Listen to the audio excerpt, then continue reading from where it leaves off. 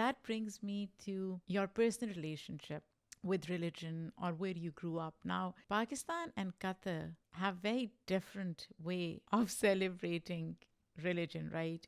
The practice, the unspoken rules about what it means to be a Muslim. So, growing up in Qatar with Pakistani roots, did you ever feel you were caught between two different Muslim standards?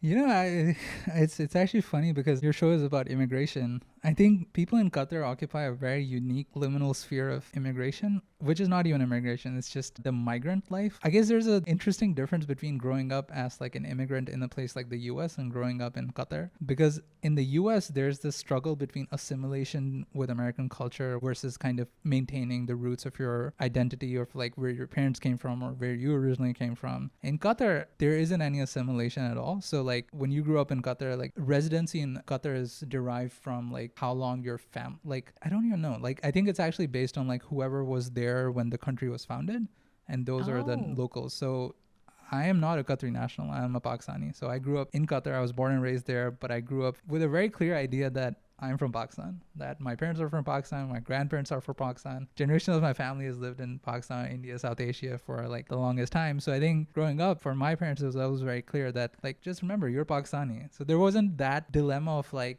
being caught between two cultures because my passport is Pakistani. I went to a Pakistani school here. I spoke Urdu at home. There was a lot of, you kind of, especially in the Gulf, South Asian communities grow up in these really unique diaspora situations where you're almost living in mini, it's not even bubbles.